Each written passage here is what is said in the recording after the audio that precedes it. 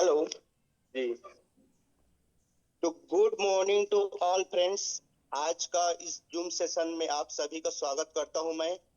दोस्तों, मैं हूं आपका दोस्त और आज का host mister Om Prakash Sahu from Korba. साथियों, हम एक ऐसी अपॉर्चुनिटी के बारे में जानेंगे जो जिसमें काम करके बहुत सारे लोगों ने अपना जिंदगी बदला है और हर दिन बदल रहा है। ठीक है। तो इसी बीच में आज हम एक ऐसे पर्सनालिटी से इनवाइट करना चाहेंगे जो टेक्निकली चीजों में काफी पकड़ रखते हैं और टेक्निकली एक्सपर्ट भी हैं। इससे पहले उनके बारे में मैं बताना चाहूंगा कि वो सेंटर फोर्स में जॉब करते थे। ठीक है। जब उन्होंने इस क्रिप्टो इंडस्ट्री को समझा, जाना और सीखा, तो उन्होंने लगभग 4-5 महीनों में ही अपने जो सेंटर फोर्स की जॉब को रिजाइन दे करके इसमें फुल टाइम करने लगा। ठीक है। तो और एज ए कैरियर के रूप में वो काम कर रहे हैं, ना कि पार्ट टाइम के रूप में। ठीक है। तो मैं बिल्कुल भी समय ना लेते हुए मैं उस पर्सनालिटी को बुलाना चाहूंगा आप सबके सहयोग के साथ में। ठीक है। तो please most welcome sir, Suresh Paikra sir. Sir आइए, आज का जो टेक्निकल सेशन है उसको रखिए सर।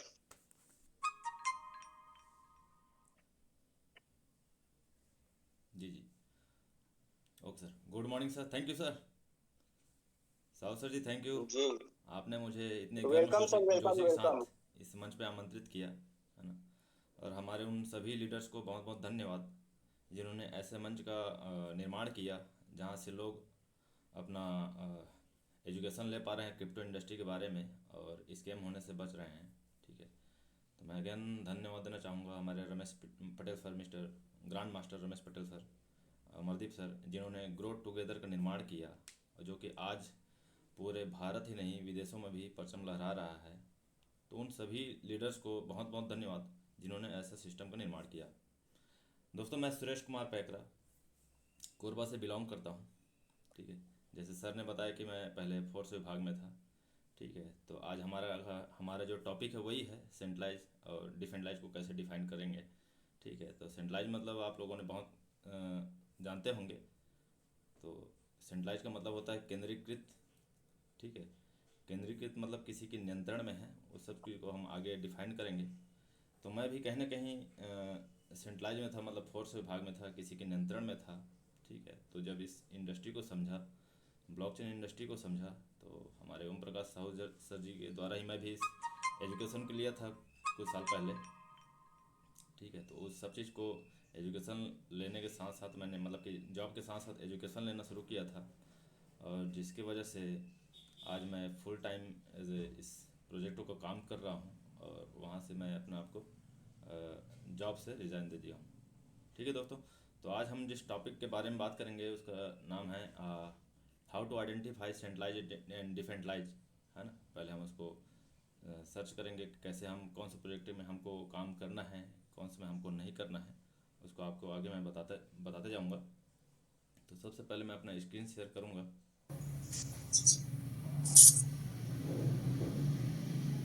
कितने लोग हैं जो सेंट्रलाइज डिसेंट्रलाइज को पहली बार जानेंगे? चलिए आज हम लोग उसको पूरा डिफाइन करेंगे, है ना। केंद्रीकृत और विकेंद्रीकृत को कैसे पहचानना है। ठीक है। तो सबसे पहले केंद्रीकृत मतलब होता है कि जैसे कोई जॉब सेक्टर में है, ठीक है, एम्प्लॉय है, वो सारे क्या है, केंद्रीकृत मतलब नियंत्रण में है किसी के। उसको कैसे समझेंगे? जैसे मैं भी पहले फोर्स विभाग में था, मैं भी किसी के नियंत्रण में था। ठीक है। तो वहां से अपने आप को कैसे मैंने इस जगह पे लाया, डिफेंडलाइज प्रोजेक्ट पे लाया, अपने आप को कैसे डिफेंडलाइज किया, आप यहीं से आप समझ पाएंगे। ठीक है। केंद्रीकृत मतलब होता है कि कोई आपको नियंत्रण करता है, कोई कंट्रोल करता है। ठीक है। जैसे आप फाइनेंशियल सेक्टर से रहें, चाहे मेडिकल सेक्टर से रहें, चाहे आप एजुकेशन सेक्टर से रहें। ठीक है। तो किसी कहीं ना कहीं आपको कोई कंट्रोल करता है, उसी को केंद्रीकृत बोलते हैं। ठीक है। और डिसेंट्रलाइज मतलब विकेंद्रीकृत, मतलब आपके ऊपर कोई ऑनर नहीं होता है, कोई चलाने वाला नहीं होता है, कोई मालिक नहीं होता है, उसको डिसेंट्रलाइज्ड नाम से जाना जाता है। तो सबसे पहले हम यहाँ चलते हैं कि लोगों के माध्यम से आप समझ सकते हैं कि सेंट्रलाइज मतलब होता है कोई नियंत्रण कर रहा है, पूरा सिस्टम को चला रहा है, जहाँ सारे लोग उसके नीचे वर्कर रहते हैं, काम करने जाते हैं, नौकरी पेशा करते हैं। ठीक है, तो इस लोगों से आप समझ सकते हैं कि एक मालिक होता है जो पूरा मतलब कि पूरा सिस्टम को नियंत्रण करता है, चलाता है। ठीक है जी, जैसे आप देख सकते हैं सेंट्रलाइज बेस्ड डाटा बेस्ड है। ठीक है, जैसे फाइनेंशियल सेक्टर हो गया, फाइनेंशियल सेक्टर में आपका जैसे बैंकिंग सेक्टर हो गया। बैंकिंग सेक्टर में जैसे हम लोग करेंट अकाउंट, सेविंग अकाउंट वगैरह खुलवाते हैं। ठीक है, लोन का प्रोसेस होता है। ठीक है, इसके थ्रू आप एटीएम कार्ड भी प्रोवाइड करवाया जाता है। इंश्योरेंस सेक्टर हो गया। ठीक है, ये सब फाइनेंशियल सेक्टर में आते हैं। जैसे आपका शेयर मार्केट हो गया, म्यूचुअल फंड हो गया। ठीक है जी, तो ये सारे क्या है फाइनेंशियल सेक्टर में आते हैं। प्रोडक्ट बेस में आपका जैसे हम लोग मोबाइल, लैपटॉप आदि ये सब चलाते हैं। जैसे कोई सेल कर रहा है ना, कोई सेल कर रहा है, तो ये सब क्या है प्रोडक्ट बेस में आते हैं। ठीक है, जैसे कोई दुकान खोल लिया, ठीक है, जहाँ साबुन, सोडा, सर्फ ये सब सेल करते हैं। ऑटोमोबाइल कंपनी हो गई, जो जहाँ कार, बाइक, ट्रक, ठीक है, इलेक्ट्रिकल वाहन, ये सारे क्या है प्रोडक्ट बेस पे आ जाते हैं। ठीक है, और जो कस्टमर डाटा बोलते हैं जिसको, ठीक है, आपका इंडिविजुअल रहता है। यहाँ इंडिविजुअल कस्टमर जैसे आम लोग हो गए, छात्र हो गए, गृहिणी हो गए, नौकरी वाले हो गए, ये सब क्या है कस्टमर इसमें आ जाते हैं। ठीक है, कस्टमर क्षेत्र में जैसे बिजनेस कस्टमर हो गया, आपका रिटेलर्स हो गया, होलसेलर्स हो गया, फैक्ट्रियां हो गई, ये सब क्या है बिजनेस कस्टमर में आ जाते हैं। गवर्नमेंट सेक्टर में जैसे आपका स्कूल हो गया, जितने सरकारी विभाग हैं, ठीक है, जो संस्थाएं हैं जैसे कि अस्पताल हो गया, पुलिस विभाग हो गया, रेलवे हो गया, है ना, ये सारे कस्टमर सेक्टर में आते हैं। उसके बाद आ जाते हैं आपका एम्प्लॉय सेक्टर में। तो एम्प्लॉय सेक्टर में जितने भी आपके कर्मचारी जो लोग होते हैं, जैसे इसके अंदर एक जैसे अलग अलग डिफाइन किया जाता है स्किल एम्प्लॉयज। जैसे कुशल कर्मचारी जिसको बोलते हैं, इलेक्ट्रिशियन हो गया, प्लम्बर हो गया, मैकेनिक हो गया, ये सारे कुशल कर्मचारी हैं जो कि एम्प्लॉय के अंदर आते हैं। ठीक है, आपका स्किल एम्प्लॉय मतलब, ठीक है, ये हो गया। आपका अनस्किल एम्प्लॉय मतलब अकुशल कर्मचारी जो कि हेल्पर, लेबर, क्लीनिंग स्टाफ, ये सारे आते हैं। ठीक है, और जैसे आपका गवर्नमेंट सेक्टर में जो काम करते हैं, ठीक है जी, जैसे आपका डॉक्टर, इंजीनियर, वकील, चार्टर्ड अकाउंट, टीचर, ये सारे क्या है एम्प्लॉय सेक्टर में आते हैं। ठीक है, तो ये सब अलग अलग तरीके से इसको डिफाइन किया गया है। फाइनेंशियल हो, चाहे प्रोडक्ट बेस हो, चाहे कस्टमर बेस हो, चाहे एम्प्लॉय सेक्टर हो। ठीक है, जिसको कोई नियंत्रण करता है, ठीक है, वो सब क्या है सेंट्रलाइज के अंदर में आते हैं। ठीक है, आगे हम बढ़ते हैं। इसमें क्या क्या जरूरत पड़ती है, जैसे हम किसी जगह में फॉर्म फिलअप करते हैं, ठीक है, जैसे इसी के अंदर भी आता है आपका सेफ्टी प्रोजेक्ट मतलब सेंट्रलाइज फाइनेंस जिसको बोलते हैं, जहां आपको डिमांड चलता है कि भाई यहाँ आपको आधार कार्ड चाहिए, ईमेल आईडी चाहिए, ओके, एड्रेस चाहिए, आपका नेम चाहिए, डेट चाहिए, सिग्नेचर चाहिए। ठीक है, तो ये सब मांग होता है सेंट्रलाइज वगैरह में। ठीक है, तो सेंट्रलाइज फाइनेंस का मतलब समझ सकते हैं आप। यहाँ ये सारी चीज की जरूरत पड़ती है केवाईसी करने के लिए। केवाईसी वहाँ कंपलसरी होती है। ठीक है, जहाँ ये सब डाटा आपसे मांगा जाता है। तो जैसे सेंट्रलाइज फाइनेंस की मैं बात कर रहा था, ठीक है, बैंकिंग सेक्टर हो गया, जैसे एलआईसी सेक्टर हो गया, ये सब क्या है सेंट्रलाइज फाइनेंस के अंदर आता है। यहाँ क्या है पैकेज सिस्टम होता है। ठीक सर जी, मिनिमम पैकेज क्या होता है, मैक्सिमम पैकेज क्या होता है, और एवरेज पैकेज का होता है। जैसे एग्जांपल दे दिया जाए जैसे एलआईसी सेक्टर का, तो एलआईसी में एक पैकेज सिस्टम रहता है। जैसे मुझे 1000 रुपये महीने का पटाना है, ओके, तो एक पैकेज रहता है कि हर महीना मेरे को 1000 रुपये पटाना है। कितने साल तक पटाना है, 10 साल तक पटाना है। ठीक है, एक पैकेज सिस्टम रहता है। ठीक है, आगे आते हैं।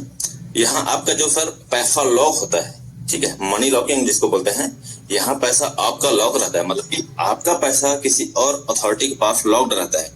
जैसे आप एलआईसी वगैरह करवाते हैं ना, तो 10 साल तक जैसे आपका मैच्योरिटी डेट जब तक उसका कंप्लीट होगा नहीं होगा तब तक आप उसको नहीं निकाल सकते।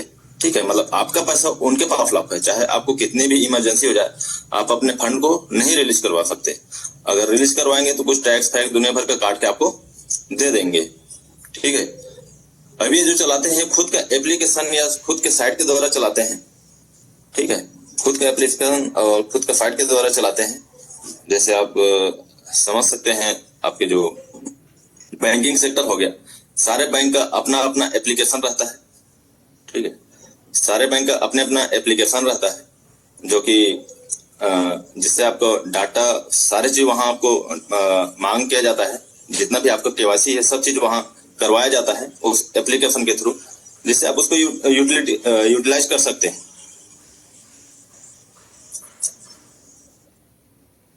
एक कंपनी अथॉरिटी कंट्रोल करती है, इसी को ही सेंट्रलाइज कहते हैं। ठीक है, जैसे कोई बोलता है कि हमारी कंपनी है, ये हमारे सर्वर है, तो ये खुद के सर्वर पे ये काम चलता है। ठीक है, इनका खुद का सर्वर होता है जिसके थ्रू ये चलाते हैं। इसमें क्या है सर, इनकम जो है अप डाउन होते रहता है। इनकम प्लान चेंज होते रहता है, कभी कम कभी ज्यादा कभी कम, ये सब इनमें होते रहता है। ठीक है, आगे बढ़ते हैं। यहाँ पर डायरेक्ट सेल इनकम होता है। डायरेक्ट सेल इनकम मतलब जैसे मैं LIC मैंने पटाया, मान के लो एग्जांपल लो। ठीक है, जैसे 1000 LIC किया मैंने, तो जैसे मेरा LIC किया, मेरा मूलधन जो है तुरंत बंटवारा हो जाता है। ठीक है, जो उसका LIC जो एजेंट होते हैं तुरंत 25% उसको चला जाता है। ठीक है, मतलब हमारा पैसा ही पूरा बंदर बाट हो जाता है। ठीक है, तो यहाँ क्या है सर, डायरेक्ट सेल इनकम होता है। ठीक है, जिसको डायरेक्ट सेल इनकम के नाम से जानते हैं। जितने भी बंदे हम डायरेक्ट ज्वाइन करवाएंगे वो तुरंत उनका पैसा जो है बंदर बाट हो जाता है, ऊपर वाले को चला जाता है। आगे आ जाते हैं, यहाँ जो है सर लिक्विडिटी रिस्क। ठीक है, लिक्विडिटी मतलब होता है फंड में जो पैसा है, ठीक है, वो सेफ नहीं होता है। कैसे सेफ नहीं होता है, जैसे हमारा पैसा किसी और को दे दिया हमने, ठीक है, इन्वेस्टमेंट के तौर पे, जैसे कोई ट्रेडिंग को दे दिया, ठीक है, कोई शेयर मार्केट वाले को दे दिया। ठीक है, तो भाई उसको प्रॉफिट होगा तो आपको विड्रॉल कितना मान लो वो पेंडिंग कर लेगा, क्या कर लेंगे आप। ठीक है, तो ये सब चीज क्या है वो लोग कंट्रोल करते हैं, लिक्विडिटी को रिलीज नहीं कर पाएंगे। इसलिए हमारा जो फंड है उसके पास है, तो वहां क्या है, सेफ नहीं होता है। ठीक है जी, तो वहां क्या है, रिस्की रहता है। अब ये लिस्ट कहाँ रहता है सर, ये सेंट्रलाइज एक्सचेंज में लिस्ट रहता है। जैसे आप देखे होंगे, बाइनेंस हो गया, CoinDCX हो गया, क्रैकन हो गया, है ना। ये सारे सेंट्रलाइज एक्सचेंज है जहां आपका KYC के थ्रू वो चलता है। ठीक है, आपका Aadhaar card, PAN card, Gmail ID सब मांगा जाता है और बैंक से पूरा लिंक्ड रहता है। ओके, तो ऐसे जगह पे ये लिस्ट होता है जहां से आप लेन देन करते हैं। ठीक है, तो उनका जैसे आप विड्रॉल कर रहे हैं, तो जब तक उधर से वो परमिशन नहीं देंगे आप उसको विड्रॉल नहीं कर सकते। ठीक है सर जी, यहाँ क्या है, विड्रॉल ऑप्शन रहता है। ठीक है, विड्रॉल ऑप्शन मतलब टाइमिंग दिया जाता है 1 से 72 घंटे। ठीक है, 1 से 72 घंटे टाइमिंग दिया जाता है, कभी कभी और हफ्ता भर भी लग जाता है। ठीक है, यहाँ विड्रॉल सिस्टम जो रहता है वो, ठीक है, तुरंत नहीं निकाल सकते अपना फंड को, तुरंत रिलीज नहीं करवा सकते। जैसे LIC ही करवाए हैं या फिर फिक्स डिपॉजिट ही करवाए हैं, तो जैसे तोड़वाना है तो कल को संडे पड़ गया, तो अपना फिक्स डिपॉजिट जो है नहीं तोड़वा सकते। LIC में अगर करवा दिए हैं तो LIC जब तक आपको, अगर वहां एक सरनेम भी अगर मिस्टेक हो गया तो अपने पैसे के लिए आपको भटकना पड़ जाएगा। ठीक सर जी, तो ये है विड्रॉल सिस्टम में, वहां दिक्कत होता है, देरी होता है, टाइमिंग दिया जाता है आपको। अब यहाँ सर पूरा कंट्रोल रहता है, उसको कब घटाना है बढ़ाना है, उसका रेट को, है ना, ऑनरशिप उनका कंट्रोल में रहता है पूरा। जैसे उसका मालिक है तो उसको कंट्रोल करता है पूरा, उसका रेट को कब बढ़ाना है कब घटाना है। ठीक सर जी, तो ये सब सेंट्रलाइज प्रोजेक्टों में होता है। ठीक है, जहां से आप ये सब डाटा देख के आप समझ सकते हैं कि जहां आपका KYC का डिमांड है, जहां आपका पैन कार्ड, आधार कार्ड, ये सब मांग हो रहा है, समझ जाओ वहां सेंट्रलाइज प्रोजेक्ट है। वहां बिल्कुल भी पैसा नहीं लगाना है, क्योंकि आपका पैसा वो कमा रहा है। ठीक है, उसके हाथों में है। ठीक है, LIC वाले भी वैसे करते हैं। ठीक है, आपके पैसे से लोग पैसे कमाते हैं। ठीक है, लेकिन जो इन्वेस्टर है उनको पैसा बिल्कुल नहीं मिलता। ठीक है, अब आ जाते हैं डिसेंट्रलाइज खाने, मतलब कि केंद्रीकृत मतलब किसी के नियंत्रण में नहीं है। ठीक है, न किसी के अथॉरिटी में है, पूरा पैसा आपके हाथ में रहेगा, आपके कंट्रोल में रहेगा। यहाँ तक कि जो भी आपकी प्रॉपर्टी है उसके हकदार आप खुद रहेंगे, कोई तीसरा व्यक्ति का कोई रोल नहीं रहता है। ठीक है, तो इसको बनाया कौन है उसको आगे देखते हैं। डाओ कम्युनिटी ने बनाया है। ठीक सर, डाउ का फुल फॉर्म होता है डिसेंट्रलाइज्ड ऑटोनोमस ऑर्गेनाइजेशन। ठीक है, यहाँ क्या है सर, सभी लोगों का सहमति से बनता है। ठीक है, जिसके इनके डाउ कम्युनिटी है सभी का वोटिंग के थ्रू होता है, सभी का परमिशन होता है, तब जाके आगे जो है इसका सिस्टम को बढ़ाया जाता है। ओके, जैसे आप यहाँ फोटो से देख पा रहे हैं, यहाँ कोई एक व्यक्ति मालिक नहीं होता है। ठीक है, सभी का बराबर पार्टिसिपेट होता है, सभी अपना अपना वोट डाल सकते हैं और सिस्टम को आगे चलाने की तैयारी कर सकते हैं। तो ये क्या है, पूरा डाउ कम्युनिटी ने इसको बनाया जाता है, डाउ कम्युनिटी के द्वारा ये निर्माण होता है। ठीक है, जिसको क्रिएटर के नाम से भी जाना जाता है। अब यहाँ क्या है सर, डिसेंट्रलाइज में कोई केवाईसी की जरूरत नहीं पड़ती है। ठीक है, जैसे सेंट्रलाइज में हम लोग केवाईसी करते हैं। ठीक है, जैसे जितना भी आईडी प्रूफ है वहां सबमिट करना पड़ता है, अपना सिग्नेचर लगाना पड़ता है, अपना जो भी अपना आइडेंटिटी प्रूफ है वो देना पड़ता है। यहाँ आपको केवाईसी की कोई जरूरत नहीं पड़ती है, नो केवाईसी। ओके, यहाँ सर आपका कोई पैकेज सिस्टम नहीं रहता है। ठीक है, जैसे सेंट्रलाइज में देखा होंगे पैकेज सिस्टम रहता है। ठीक है, 1000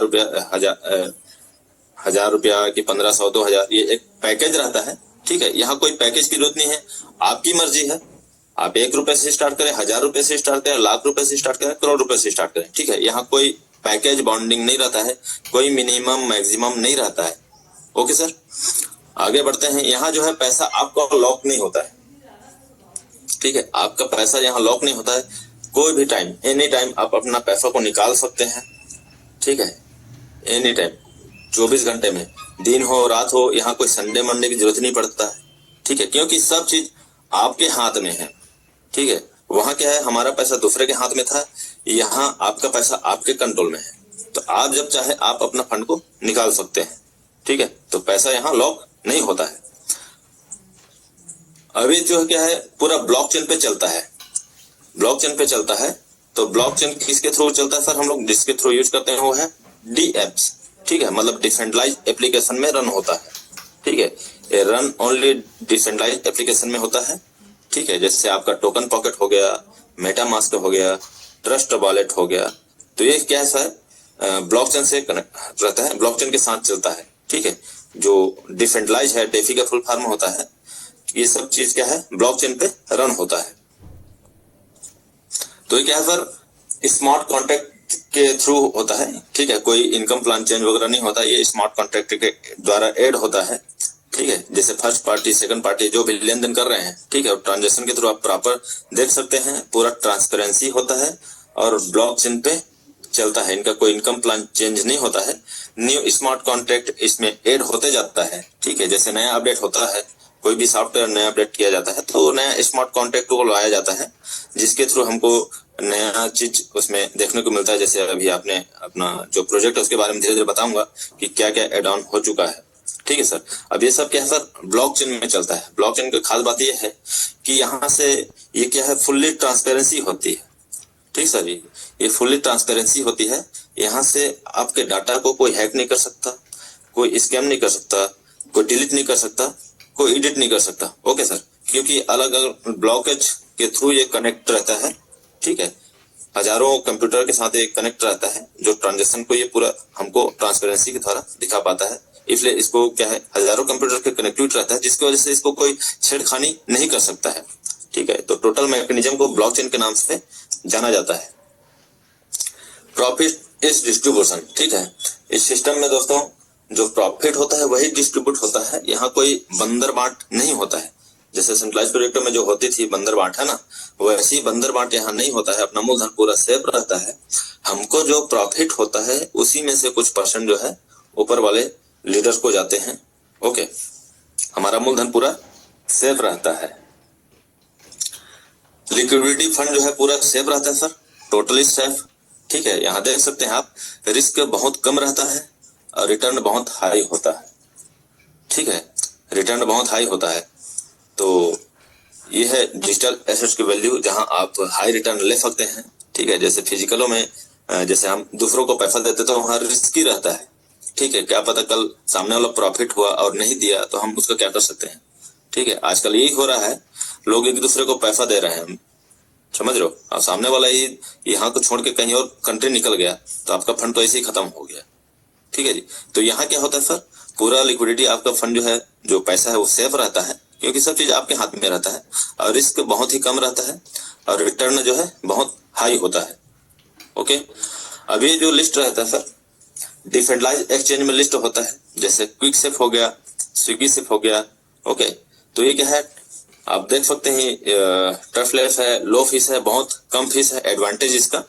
ओके, सिक्योर है, पूरा सिक्योर रहता है, प्राइवेसी रहता है खुद का ये, ठीक है, गवर्नमेंट रेसिस्टेंस होता है। ओके, तो इसका ये एडवांटेज है। ओके, आपका डिसेंट्रलाइज एक्सचेंज का यहाँ sir with in second, with in minute अपना पैसा को आप निकाल सकते हैं, ठीक है, विद इन मिनट, ठीक है, यहाँ कोई कंट्रोल नहीं था, सब आपके हाथ में रहता है। आप 24 घंटे में कोई भी टाइम अपना पैसा को आप यहाँ से निकाल सकते हैं। ओके, अपना जो है आगे देखते हैं, इसका जो है रेट जो है अप डाउन नेचुरली होता है। वहां क्या होता है सर, कंट्रोल होता है पूरा ऑनर के हाथों में। ओके, पूरा ऑनर के हाथों में कंट्रोल होता है, यहाँ पूरा आपके हाथ में रहता है, पूरा इसके नेचुरली होता है इसका जो है रेट जो है, ठीक है। क्रिप्टो का एक ही नेचर है, ज्यादा बायर आते हैं, ज्यादा खरीदने वाले तो रेट ऊपर जाता है और ज्यादा सेलर आते हैं तो रेट डाउन होते हैं, ठीक है। अभी जैसे आपने जो प्रोजेक्ट में हम लोग जहाँ काम कर रहे हैं तो आप देखे होंगे रेट कंटिन्यू डाउन हो रहा है। ओके, तो वहाँ क्या है, सेलर प्रेफर ज्यादा हो चुका है, तो उसको भी हम अभी आगे समझेंगे कि वाकई में वो डिसेंट्रलाइज है कि सेंट्रलाइज है, कि इतना रेट डाउन कैसे हो रहा है, ठीक है। आगे हम बढ़ते हैं। तो ये हो गया सर सेंट्रलाइज और डिसेंट्रलाइज के बारे में कि क्या क्या हमको देखना चाहिए, ठीक है। आप शुरू से एक बार इसको रिवर्स कर देता हूं मैं कि सेंट्रलाइज डिसेंट्रलाइज में क्या देखना चाहिए हमको। सेंट्रलाइज जो भी प्रोजेक्ट रहते हैं वहां आपको कोई एक अथॉरिटी चलाती है जो पूरा सिस्टम को कंट्रोल करती है, ठीक है। ये आप पूरा डाटा देख सकते हैं, फाइनेंशियल सेक्टर से हो, चाहे प्रोडक्ट सेक्टर से हो, चाहे कस्टमर सेक्टर से हो, चाहे एम्प्लॉय सेक्टर से हो, ठीक है। सब चीज एक सिस्टम के द्वारा चलाता है, ठीक है, कोई कंट्रोल करता है।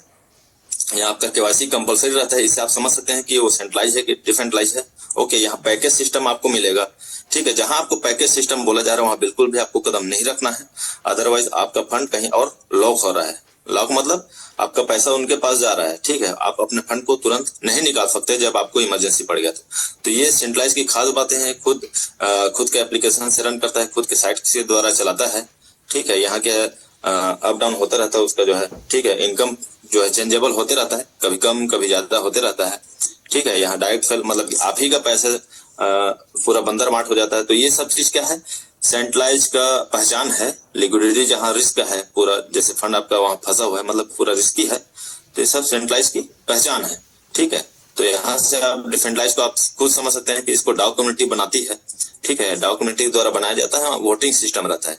तो इसको हम आगे चल के देखते हैं। हम जिस प्रोजेक्ट में काम कर रहे हैं वाकई में डीफाई है, डिसेंट्रलाइज फाइनेंस है, या सीफाई है, या सेंट्रलाइज फाइनेंस है। ओके, तो हम आगे निकलते हैं क्रोम की ओर, ठीक है।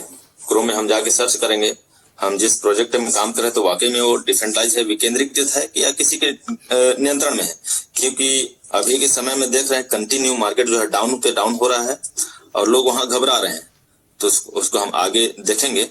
तो सबसे पहले हम चलते हैं ब्लॉकचेन में, क्योंकि डिसेंट्रलाइज फाइनेंस जो है ब्लॉकचेन पे ही रन करती है, ठीक है। तो हम लोग चलते हैं, जिस प्रोजेक्ट में काम करते हैं उसका नाम है LGNS।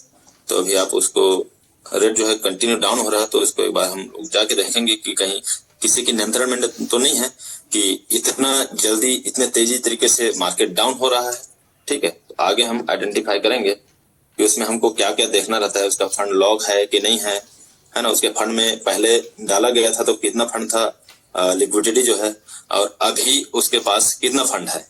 ओके, तो इससे हम आगे पता कर पाएंगे कि हमारा जो प्रोजेक्ट है, जो डिसेंट्रलाइज फाइनेंस जिसको नाम से हम जानते हैं, वो कितना सिक्योर है कि नहीं है, ठीक है जी। तो ये देखिए हम जो टोकन में काम करते हैं उसका नाम LGNS आ चुका है इधर, है ना। और यहाँ आप देख सकते हैं डेफी प्रोजेक्ट है। ओके, डेफी यहाँ लिखा है ERC20 के बगल में डेफी मतलब डिसेंट्रलाइज फाइनेंस में हम लोग काम करते हैं, ठीक है। तो यहाँ आप देख सकते हैं इसका जो मैक्स टोटल सप्लाई है वहाँ टोटल दिखा रहा है आपको, ठीक है। 1,000 सैकड़ा हजार 10,000 लाख 10 लाख करोड़ 10 करोड़, ठीक है। 60 करोड़ 39,58,508 जो है इसका अभी सप्लाई है टोटल, ठीक है। और होल्डरशिप देख रहे हो कंटिन्यू बढ़ रहा है, ठीक है। होल्डरशिप जो है 17,89,322 टोटल होल्डर्स हो चुके हैं, ठीक है। इतना रेट डाउन होने के बाद भी होल्डर जो है बढ़ते जा रहे हैं। इनका टोटल ट्रांजेक्शन आप देख सकते हैं, ठीक है, 32,23,17,464 जो है इसके टोटल ट्रांसफर अभी तक 24 घंटों में हो चुके हैं, ठीक है। तो पहले मैं आपको ये दिखाना चाहूंगा कि जब ये डिसेंट्रलाइज डेफी प्रोजेक्ट जब लॉन्च किया गया तो इसके फंड में जो पैसा डाला गया था, जो लिक्विडिटी डाली गई थी, उसका कितना लिक्विडिटी था उस समय। ओके, तो एक बार हम चलते हैं एडवांस फिल्टर में। एडवांस फिल्टर में चलते हैं तो यहाँ डेट और टाइम है, आपको देख पा रहे हैं। तो यहाँ मैं 6 मार्च को लाता हूँ। 6 मार्च को स्टार्टअप हुआ था, 6 मार्च 2024 को, और इसको भी 6 मार्च डाल देते हैं हम लोग तो बोलते हैं कि वाकई में 2,80,000 डॉलर डाला गया था, तो वो कहाँ पास दिखता है, उसको मैं थोड़ा दिखाना चाहूंगा। उस समय उसका लिक्विडिटी क्या था पूरा कैलकुलेट करके आपको दिखाना चाहूंगा। ओके, और आज की डेट में उसका लिक्विडिटी कितना है उसको भी पूरा ब्लॉकचेन में ही दिखाऊंगा मैं आपको, ठीक है, कि लोग इस तरीके से क्यों सेल कर रहे हैं। तो फिर भी हमको घबराने की जरूरत नहीं है, उसको मैं आगे बताता जाऊंगा। तो हम लोग दोस्तों डेफी प्रोजेक्ट में है, डिसेंट्रलाइज्ड फाइनेंस की दुनिया में है।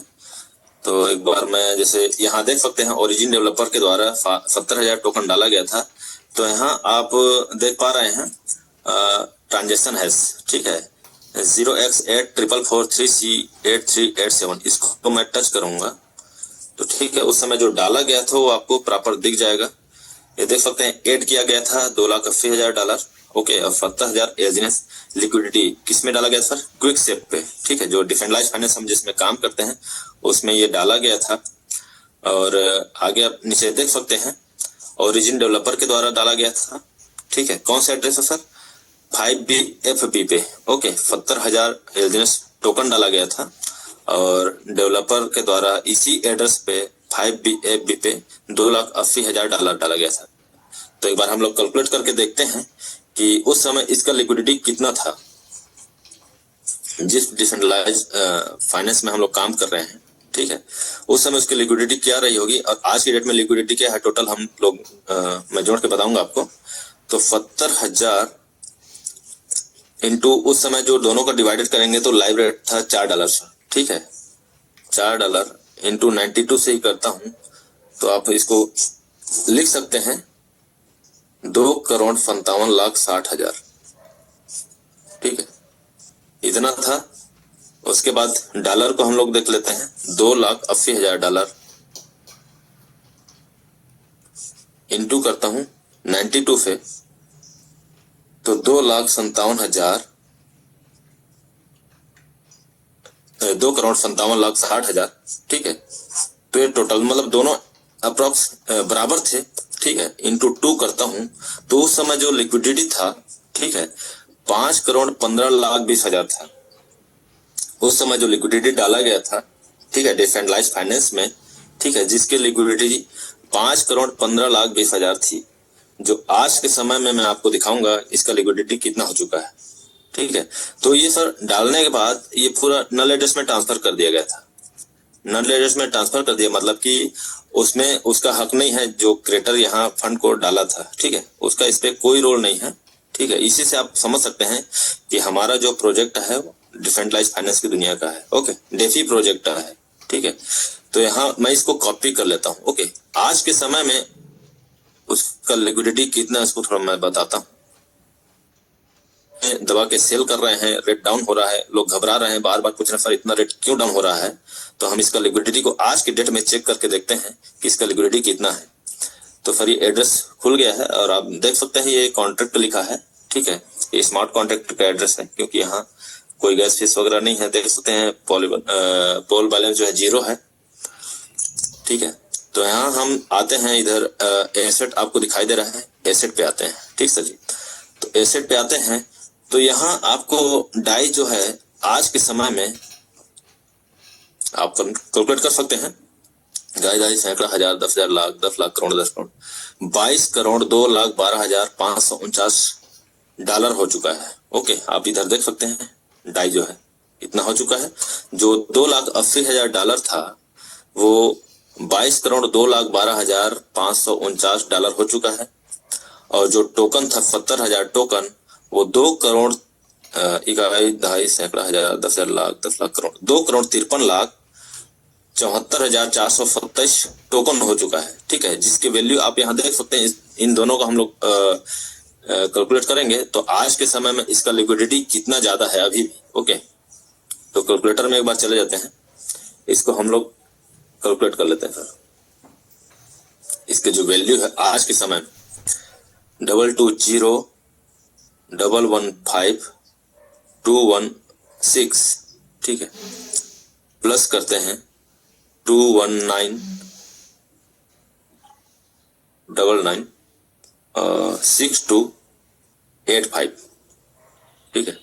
तो टोटल इसका डॉलर फॉर्म में है सर, इकाई, दहाई, सैकड़ा, हजार, 10,000, लाख, 10 लाख, करोड़, 10 पाँच 44 करोड़, ठीक है, 44 करोड़ 1,11,501 डॉलर फॉर्म में है। इनटू मैं 92 से ही कैलकुलेट कर लेता हूं, तो इसके फंड में सर अभी के समय में, ठीक है, 40 अरब 49 करोड़, ठीक है, 2,58,092 इसकी वैल्यू है अभी भी से। ठीक है, तो हमको यहाँ घबराने का नहीं है, डरने का नहीं है।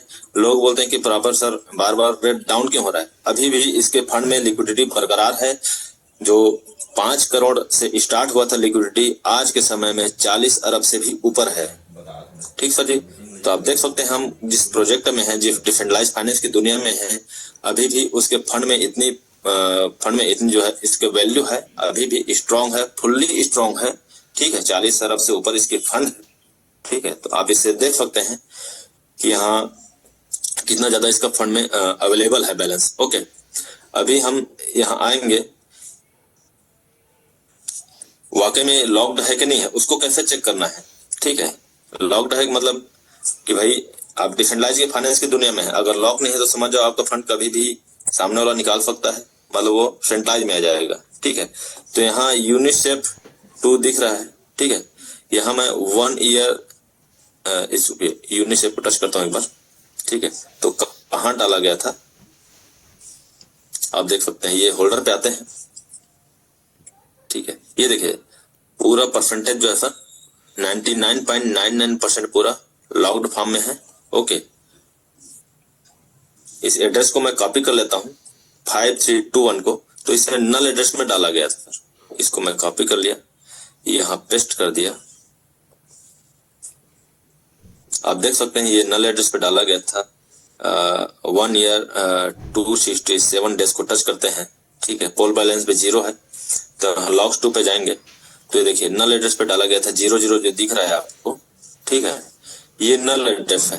ठीक है, मतलब इस तरीके से आप चेक कर सकते हैं वाकई में हम जिस फाइनेंस में पैसा लगा रहे हैं तो वहाँ फंड किसी के हाथ में तो नहीं है। ठीक है, कि कल के डेट में वो गायब कर दे। ठीक सर, तो इस तरीके से हम प्रॉपर इसको चेक कर सकते हैं। ठीक है, तो हमारा जो डेफी प्रोजेक्ट है, डिसेंट्रलाइज्ड फाइनेंस की दुनिया है, ये पूरी तरीके से लॉक्ड है, किसी के हाथ में नहीं है जो उतना फंड को निकाल सके। ओके सर जी, तो ये हो गया।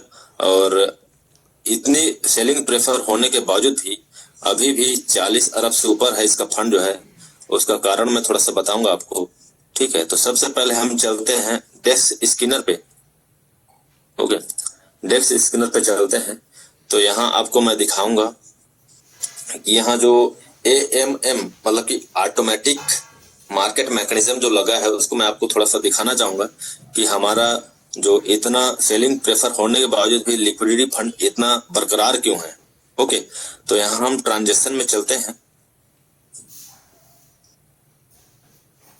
ट्रांजेक्शन में चलते हैं, यहाँ हम आते हैं अपना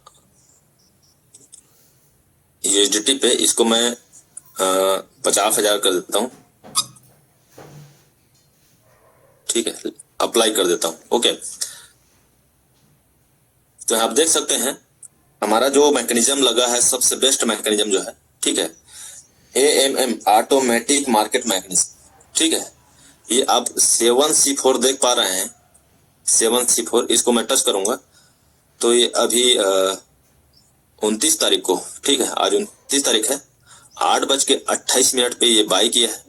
ओके, और सीधा नल एड्रेस पे ट्रांसफर किया है। ठीक है, वो उसको आगे आपको बताऊंगा कैसे कैसे हो रहा है। ठीक है, ये पूरा आप देख सकते हैं हर 8 घंटे में सर ये सिस्टम ऑटोमेटिक बाई करके उसको बर्न कर दे रहा है। ठीक है, ये पूरा डेट टाइम के साथ देख सकते हैं। ठीक है, यहाँ आप देख सकते हैं जितना भी आपका 7C4 है, ओके, पूरा डेट टाइम के साथ आप देख सकते हैं। पहले कितना बजे था, 12 बजे, फिर 4 बजे, उससे पहले 8 बजे है ना, 8 बजे है, ये 12 बजे, 4 बजे, इस तरीके से पूरा आप देख सकते हैं 12-8-4 है ना, 12-8-4 इसी टाइम डेट पे ना ये बाई करता है और उसको बर्न कर देता है। ओके, ताकि रेट को कंट्रोल किया जा सके, इतना जल्दी से प्राइस ना गिरे और लिक्विडिटी जो है कोई ना निकाल पाए। ओके, तो लिक्विडिटी तो अपने जगह लॉक्ड है, बट रेट को कंट्रोल करने के लिए ये मैकेनिज्म लगाया गया है। आप प्रॉपर देख सकते हैं जितना भी एड्रेस है, ठीक है, 97C4 इसके थ्रू बाई होता है और ऑटोमेटिक उसको बर्न कर दिया जाता है। अब उसको बर्न कैसे करते हैं एक बार जाके हम लोग देखते हैं यहाँ ब्लॉकचेन में जाके। तो ये है आपका एक्सप्लोरर को मैं टच करता हूँ, ये पूरा ब्लॉकचेन में जाके दिखाएगा आपको। ठीक है, ये देख सकते हैं यहाँ से उठाया है। ओके, आप नीचे आएंगे, ये 11 ट्रांजेक्शन हो चुका है। ठीक है, 11 ट्रांजेक्शन। ठीक है, इस एड्रेस से उठाया है 7C4 से, आप देख पा रहे होंगे 7C4 से एड्रेस से उठाया है और इसको सीधा इस पे गया है, राइट का निशान आप देख पा रहे हैं। ठीक है, ये स्मार्ट कॉन्ट्रैक्ट है, जहां फाइल छपा है वो स्मार्ट कॉन्ट्रैक्ट एड्रेस है, उसमें डाल दिया गया है। ठीक है, ये पूरा प्रोसेस होते होते है ना यूनिसेफ 2 से, ठीक है, पूरा प्रोसेस होते होते आपका ये नल एड्रेस को ट्रांसफर हो गया है। ठीक है, नल एड्रेस को ट्रांसफर हो गया है, बर्न कर दिया गया है। ठीक है जी, बर्न कर दिया गया है। उसके बाद आपका जो है यहाँ से स्टेबल कॉइन ये जनरेट किया जा रहा है, समझ रहे हो, मतलब एलजीएस को बर्न करने के बाद ही हमको स्टेबल कॉइन ए मिलता है। तो ये पूरा मैकेनिज्म इसमें डाल दिया गया है, ओके, सिस्टम के थ्रू। ठीक है, बर्न करके इस एड्रेस से उठा के है ना ये स्टेबल कॉइन ए निकाला जा रहा है। ठीक है, बाहर आ रहा है, यहीं से स्टेबल कॉइन ए बन रहा है। ओके, तो इस तरीके से आप देख सकते हैं जो रेट कंट्रोल मैकेनिज्म जो लगाया गया था, सबसे बड़ी जो है AMM ऑटोमेटिक मार्केट मशीन है ना मैकेनिज्म, ये इसमें लगाया गया है।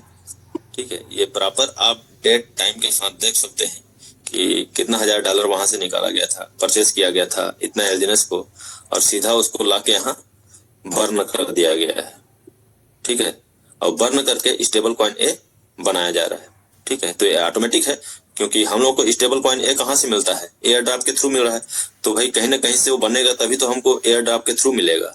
ठीक है, तो ए स्टेबल कॉइन ए जो है यहीं से रिजनरेट हो रहा है, बन रहा है, जो हमको एयर ड्राफ्ट के थ्रू वहां से मिलता है। ओके, अभी हम वापस आ जाते हैं। इसकी जो लिक्विडिटी है, ठीक है, यहाँ पे आप प्रॉपर देख सकते हैं इसका जो लिक्विडिटी प्रोवाइडर है। ठीक है, एक मिनट, 99.99% जो दिख रहा है आपको है ना, परसेंटेज जो डाला गया है, वो जो आपको मैं दिखा रहा था 5321 लास्ट जो है। ठीक है, ये लॉग्ड है पूरा। ठीक है, 5321, इसको ही मैं यहाँ से कॉपी करके आपको दिखा सकता हूँ। यहाँ कॉपी कर लिया और हम चलते हैं सीधा अपना ब्लॉकचेन पे। ठीक है, तो यहाँ मैं जैसे पेस्ट करूंगा तो सेम वही एड्रेस जो आपको मैंने दिखाया था वहां नल एड्रेस पे जो डाला गया था वही आपको यहाँ दिख जाएगा। ठीक है, 5321। तो यहाँ आप जैसे आएंगे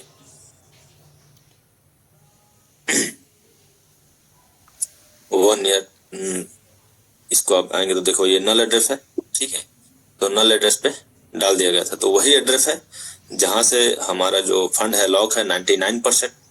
ठीक है, तो जहां हमारा पैसा लॉक्ड है, ठीक है, वहां कोई दूसरा व्यक्ति नहीं निकाल सकता, कोई क्रिएटर वहां से नहीं निकाल सकता। ठीक है, जिसका जितना परसेंटेज है उतना ही वो वहां से रिमूव कर सकता है, निकाल सकता है।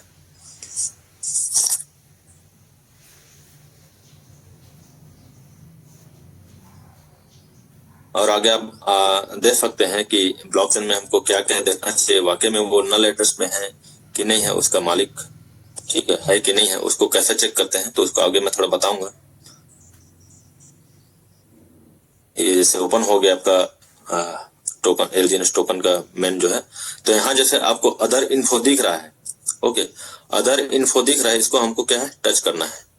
वाकई में ये डेफी प्रोजेक्ट है कि नहीं है? डेफी प्रोजेक्ट तभी रहेगा जब उसका कोई मालिक नहीं होगा। ओके, तो मालिक नहीं होगा तो उसको कैसे चेक करेंगे?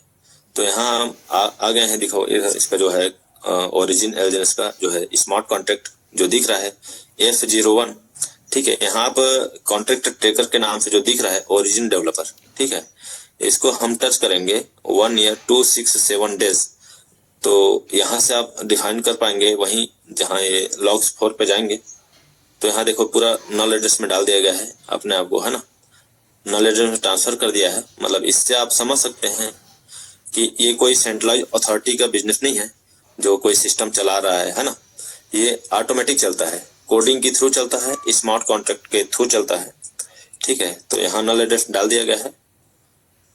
इससे आप समझ सकते हैं ये जो प्रोजेक्ट है फुल्ली डेफी प्रोजेक्ट है, डिसेंट्रलाइज्ड फाइनेंस है। ओके सर जी। तो ये जब प्रोजेक्ट स्टार्ट हुआ था तो 137 स्मार्ट कॉन्ट्रैक्ट के साथ आया था, ठीक है। तो उसको कैसे चेक करेंगे? तो यहाँ आके देख सकते हैं अभी तक कितने स्मार्ट कॉन्ट्रैक्ट यहाँ लाया जा चुका है, ठीक है। तो यहाँ जैसे आप जो परसेंटेज देख पा रहे हैं, क्वांटिटी, परसेंटेज, वैल्यू, ये सब दिख रहा है, उसका वैल्यू कितना का है, ठीक है। तो ये सब क्या है, स्मार्ट कॉन्ट्रैक्ट पे है, ठीक है। तो ये सब देख के आपको घबराने का नहीं है। बहुत लोग ये सब चीज देख के घबरा जाते हैं कि भाई 84 पॉइंट तो ये ऐसे निकल लेगा परसेंट जो है, ठीक है। ये जहाँ जिसके एड्रेस के सामने फाइल छपा है, ठीक है, समझ जाओ वो कोई स्मार्ट कॉन्ट्रैक्ट का है, कोई व्यक्ति का नहीं है, ठीक है।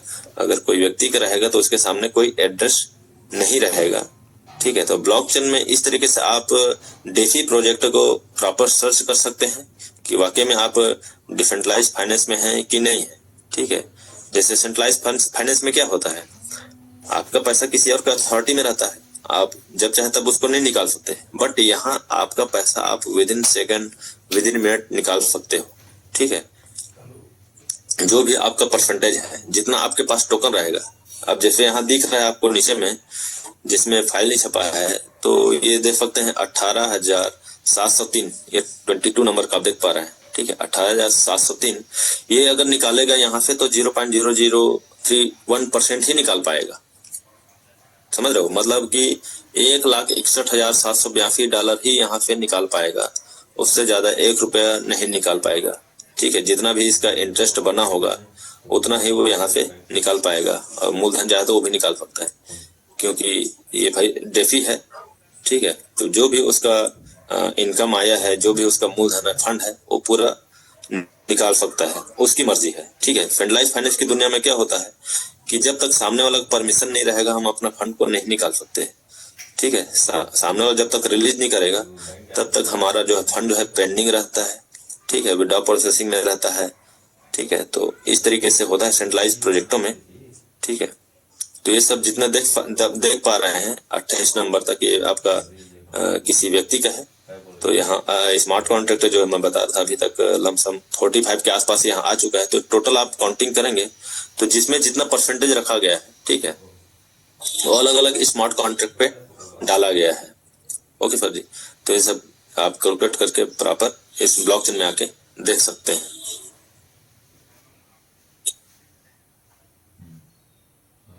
यहाँ जो इन्फो में आप देख सकते हैं ओरिजिन जो है आपका डेफी प्रोजेक्ट है ना, डिसेंट्रलाइज्ड फाइनेंस 3.0 की जो प्रोटोकॉल बेस्ड है, ठीक है, नॉन स्टेबल कॉइन, पूरा इसका ये डाटा दिया गया है प्राइवेसी के साथ, है ना। Anonymous stable coin payment ecosystem है ये, ठीक है। तो पूरा ये आप इंफॉर्मेशन में भी इसका देख सकते हैं, डेफी के साथ लिखा हुआ है, मतलब डिसेंट्रलाइज्ड फाइनेंस के साथ है ये, ठीक है। इसमें कॉन्ट्रैक्ट पे आप बराबर देख सकते हैं कि वाकई में इसका कोई ऑनर रहता है कि नहीं रहता है। इसका जो लैंग्वेज रहता है वो सॉलिडिटी लैंग्वेज का रहता है। तो जो भी सॉफ्टवेयर डेवलपर हैं, ठीक है, जो कंप्यूटर साइंस वगैरह किए हैं, तो वो क्या है, इन सबको रीडिंग करना आता है। तो जब आपको कोई प्रोजेक्ट में काम करना रहेगा डेफी प्रोजेक्ट में, तो प्रॉपर उसका जो कॉन्ट्रैक्ट है उसको निकलवा के आप पहले रीडिंग करवाइए, ठीक है, जो IIT किए हैं उन सबसे, उसके बाद आप अपने पैसा लगा सकते हैं बेदड़, ठीक है। जैसे हम रीड कॉन्ट्रैक्ट पे आते हैं यहाँ, ठीक है, तो प्रॉपर आप देख सकते हैं कि वाकई में यहाँ कोई किसी का कंट्रोल में है कि नहीं है, उसको कैसे चेक करेंगे, ठीक है। तो यहाँ जैसे कोई कंट्रोल में रहता है, ओके, कोई एडमिन रहता है, तो उसको कैसे चेक करते हैं थोड़ा सा मैं बताऊंगा। जैसे हम जो भी सेंट्रलाइज एप्लीकेशन वगैरह यूज करते हैं तो वो कहीं ना कहीं किसी के कंट्रोल में रहता है, ठीक है, वो पूरा कंट्रोल करता है उस एप्लीकेशन को, ठीक है। हम उसको कब मतलब कि डाल करेंगे, कब उसमें सेल करेंगे, ठीक है, तो सामने वाला कंट्रोल करता है। तो जब तक हम विड्रॉल लगाए हैं, है ना, जब तक वो पेंडिंग में है, मतलब सामने वाला उसको रिलीज नहीं किया है, तब तक वो पेंडिंग में दिखाता है, ठीक है। तो उस चीज को हम यहाँ कैसे देखेंगे? तो एक मिनट इसको ओपन होने दीजिए, एक बार रिफ्रेश कर लेता हूँ।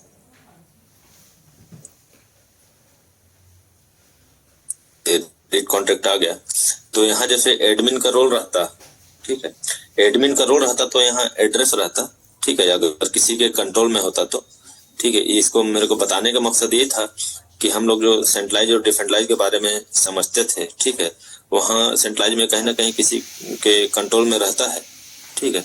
तो ब्लॉकचेन में क्या है, डिसेंट्रलाइज फाइनेंस की दुनिया है ब्लॉकचेन जो है, तो यहाँ भी सेंट्रलाइज अथॉरिटी रहती है, ठीक है। बहुत टोकन कॉइन में जाके आप देखेंगे तो यहाँ उनका रोल रहता है, एडमिन का रोल रहता है, जहाँ से वो पूरा कंट्रोल करते हैं, ठीक है।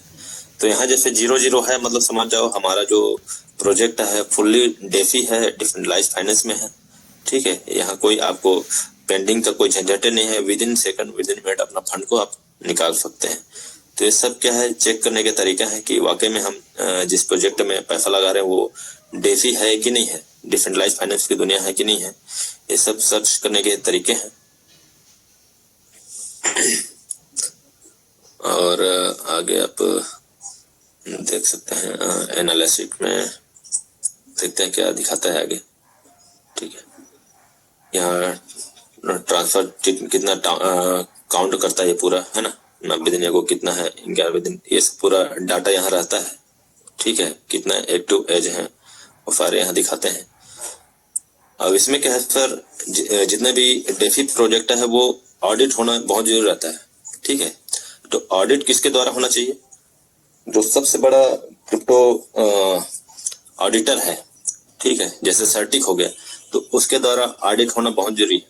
जितने भी डेफी प्रोजेक्ट हैं, ओके, उनके द्वारा ऑडिट होना बहुत जरूरी है।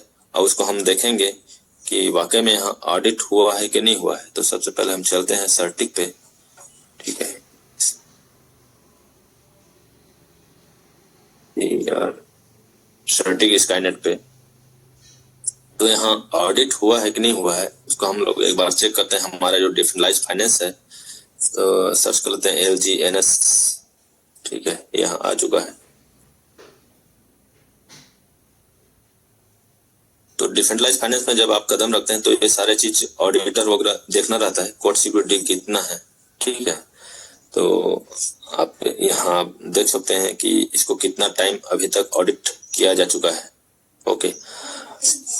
2 ऑडिट्स अवेलेबल, ठीक है, 2 टाइम इसको ऑडिट किया जा चुका है, जहां अभी तक इसमें कोई कमी बेसिक नहीं पाया गया, ठीक है। तो आप देख सकते हैं यहाँ, और इसका एज क्या है उसको भी प्रॉपर बता देगा फंडामेंटल में जाएंगे तो, ठीक है। इसको कंटिन्यू चलते हुए 1 साल 8 महीना हो चुका है, ठीक है। आप इसका देख सकते हैं मार्केट कैप नॉट अवेलेबल ना, मार्केट कैप अलग अलग वो है, ठीक है। मार्केट कैप में अलग से हम इसको देख सकते हैं, उसको यहाँ दिखाने गया है। और प्रोजेक्ट एज जो है 14 साल 2 महीना, ठीक है, अभी इसको दिखाया जा रहा है। इसको बनने में ही 13 से 14 साल लगे हैं, ठीक है, प्रोजेक्ट एज को, तो उसको यहाँ डिफाइन करके बताया गया है, ठीक है। तो कोई भी सर्टिक रिपोर्ट में ये आप देख सकते हैं कि वाकई में इसका ऑडिट हुआ है कि नहीं हुआ है, ठीक है, सर्टिक के द्वारा हुआ रहता है। मेजर होल्डर्स रेशियो ये सब क्या अपने तरफ से बताया गया है, ओके। आगे हम इसका गवर्नेंस में जाके देखते हैं कि यहाँ भी आप देख सकते हैं 17,72,685, ठीक है, होल्डर्स है, ये अपने तरफ से दिखा रहा है। जबकि ब्लॉकचेन में कितना दिखाया सर, एक बार यहाँ के देखते हैं, 17,89,407, ठीक है। ये दोनों में देखो थोड़ा बहुत अंतर होता है। अपडेट यहाँ से करता है तब जाके यहाँ डाटा को मेंटेन करता है, ठीक है।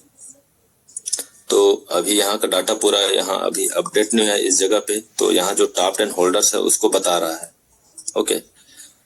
जब यहाँ से डाटा पूरा मेंटेन होगा तो यहाँ का जो होल्डर्स है, ठीक है, वो सारे होल्डर्स वहां आपको दिखाई देंगे, ठीक है। तो ये सटीक है, क्या है, सिस्टम है, नेटवर्क के थ्रू होता है, तो कहीं ना कहीं सिस्टम में कोई ना कोई दिक्कतें आती रहती है, जिसकी वजह से पूरा अपडेट नहीं कर पाता है वो।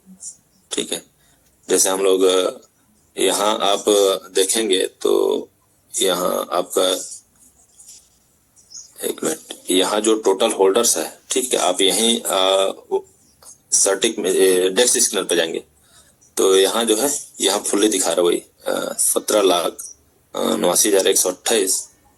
ठीक है, यहाँ आप देख सकते हैं, फिर भी थोड़ा सा ऊपर नीचे रहता है। यहाँ क्या है, 17,89,407 है ना। तो वही है, सभी डाटा वहां से उठाते हैं। कहाँ से उठाते हैं, यहाँ के जो एपी, यहाँ आएंगे, एक मिनट, डेवलपर में एपीआई प्लान है ना, एपीआई, ठीक है, तो इसके थ्रू यहाँ से वो लोग डाटा को निकाल के अपने वहां शो करते हैं। ठीक है जी। तो एपीआई को आप चैट जीपीटी में पूछेंगे तो उसका फुल फॉर्म निकल जाएगा, मैं इसको ओपन नहीं कर पाया था। ठीक है, तो यहाँ से ये लोग क्या है, डाटा को निकालते हैं और अदर एप्लीकेशन में, अदर साइट में वो अपना शो करते हैं। ठीक है, अब आगे चलते हैं हम लोग। अब डेस्क टूल पे देखेंगे तो इसी का डाटा क्या है वो इसमें दिखाएंगे आपको मिलियंस में। ठीक है, कितने मिलियंस है, वहाँ टोटल एग्जैक्ट नहीं बताएगा। जैसे वहाँ हम लोग इंक्लूड करेंगे, कैलकुलेट करेंगे तो वहाँ थोड़ा बहुत कम मिलता है। जैसे यहाँ हम आते हैं तो इसका डाटा को यहाँ देखना, ओनली मार्केट कैप कितना है, 511 बिलियन। ठीक है, और मार्केट कैप कब डिसीजन होता, कितना, कैसे डिसाइड होता है, जितना उसका टोटल सप्लाई है। टोटल सप्लाई को हम लोग इंटू करेंगे आपका लाइव रेट से। ठीक है, तो जितना उसका मार्केट कैप होता है यहाँ आपको शो होता है। ठीक है, तो ये क्या है, मोटा मोटा जानकारी देता है हमको, जितने भी सेंट्रलाइज जो एप्लीकेशन है। ठीक है, ये पूरा डाटा को नहीं निकाल पाता, तो जो भी टूटा फूटा करके आपको बताता है। जैसे होल्डर्स हो गया यहाँ 1.78 मिलियन, तो इसको अगर हम लोग कैलकुलेट करेंगे 1.78 को, तो यहाँ देखो कितना बताता है, 1.78 इंटू करते हैं, इकाई, दहाई, सैकड़ा, हजार, 10,000, लाख, 10 लाख, 1 मिलियन बराबर 10 लाख। तो यहाँ मोटा मोटा बता दिया है कि 17,80,000 इसके होल्डर्स हैं। और जबकि हम लोग वहाँ ब्लॉकचेन में जाके देखते हैं तो 17,89,107 होल्डर्स हैं। ठीक है, तो इस तरीके से क्या है, मोटा मोटा अपने तरफ से बता देता है। तो वो क्या है, थोड़ा ऊपर नीचे होता है। ठीक है, यहाँ आप टोटल सप्लाई भी देख सकते हैं, इतना मिलियन टोटल सप्लाई जो ये पूरा बटा हुआ है। तो इसको एक बार कैलकुलेट, कितना सप्लाई है, 589.67 इंटू करते हैं, कई, दहाई, सैकड़ा, हजार, 10,000, लाख, 10 लाख, 1 मिलियन बराबर तो 10 लाख। तो इसका जो टोटल सप्लाई है देख सकते हैं, 58 करोड़। ठीक है, 58,96,70,000 इसके टोटल सप्लाई। जबकि इसी को हम ब्लॉकचेन में जाके देखेंगे तो कितना है, एक मिनट में ब्लॉकचेन में चलता हूं, ये देख सकते हैं यहाँ आपका 60 करोड़ दिखा रहा है। ओके, वहां क्या 58 करोड़ दिखा रहा था, यहाँ आपका 60 करोड़ दिखा रहा है। तो इसको क्या है, डाटा को एपीआई के थ्रू लेते हैं लोग। ठीक है, जो सेंट्रलाइज एप्लीकेशन है, इसलिए पूरा डाटा को लोग शो नहीं कर पाते हैं। मोटा मोटा अपने तरफ से बता देते कि भाई इतना इसका सप्लाई है, इतना इसका सर्कुलेट हुआ है। ठीक है, तो जो जैसे मैं ये बता रहा था, यहाँ पुल डाई पुल जो आपको ब्लॉकचेन में दिखाया था वहां जाके, ठीक है, वो यहाँ अगर कैलकुलेट करेंगे तो मोटा मोटा आपको मिलेगा यहाँ पे नॉलेज। ठीक है, तो इसको हम लोग कैलकुलेट कर लेते हैं। पुल डाई पुल जो है, जो वहाँ लिक्विडिटी फंड में डाला गया था, उसको एक बार कैलकुलेट कर लेते हैं।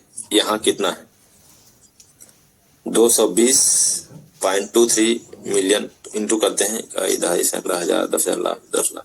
ठीक है, तो देख सकते हैं, इकाई, दहाई, सैकड़ा, हजार, 10,000, लाख, 10 लाख, करोड़।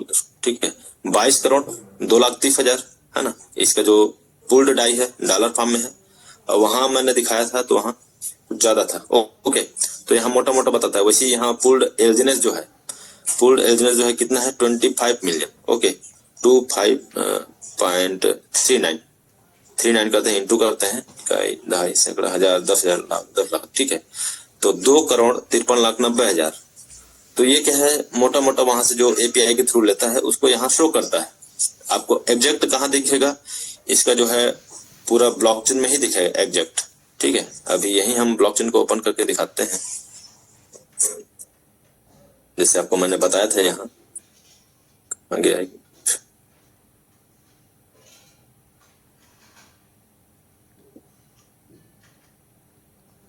ट्रांसफर पे आ जाते हैं। यहाँ जैसे एडवांस फ्यूचर पे मैंने आपको दिखाया था कि उसका जो फंड है और आज के समय में कितना हुआ है। एक मिनट, 5BAB को मैं कॉपी कर लेता हूँ, यहाँ पेस्ट कर देता हूँ। ओके, यहाँ हम एसेट पे आते हैं। ओके, तो यहाँ जो है इसका वैल्यू जो है ये देख पा रहे हैं, है ना। तो इसी को मैंने आपको टोटल जो दिखाया था, तो क्या है, सारे सेंट्रलाइज एप्लीकेशन जो है ना अपने तरीके से उसको करते हैं। तो जो भी इसका जो एग्जैक्ट वैल्यू है वो आपको ब्लॉकचेन पे ही दिखाई देगा। ठीक है जी, तो ये चीज है। डेस्क टूल में और आप क्या क्या देख सकते हैं। डेस्क टूल में आप यहाँ कितने लोग बाई सेल कर रहे हैं उसको आप प्रॉपर देख सकते हैं। ठीक है, जैसे लिस्ट हुआ था 6 मार्च 2024 को, तो मैंने जो आपको डेट बताया था 6 मार्च 2024 को, है ना, जहां उसमें फंड डाला गया था। ओके, तो इसी समय लिस्ट हुआ था 6 मार्च को, रात को 10 बजे यहाँ टाइम दिखाया जा रहा है। ठीक है, यहाँ आप देख सकते हैं डेस्क टूल पे हाई बाई कैसे हो रहा है। देखो कंटिन्यू यहाँ बाई भी है और सेलर भी है। ठीक है, बाई भी है, सेलर भी है। अब यहाँ देखो लोग इतने तरीके से यहाँ सेल कर रहे हैं, लोग घबरा रहे हैं। तो एक मिनट मैं यहाँ जाके देखता हूँ आपको बाई कितना हो रहा है। एक मिनट,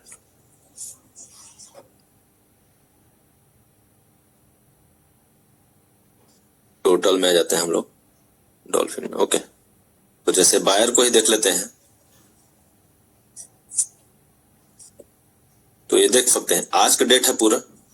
ठीक है, आज का डेट है 29 तारीख 9/17 पे। अभी कितना हो रहा है, 9/29, है ना। तो ये पूरा डेट और टाइम के साथ है, आप प्रॉपर देख सकते हैं। लोग घबराते जाते हैं कि भाई इतना सेल हो रहा है, रेट इतना डाउन हो रहा है। कोई बात नहीं, डाउन हो रहा है वो नवंबर दिसंबर का इसका टाइमिंग है। ठीक है, नवंबर दिसंबर में रेट इनका डाउन होता है।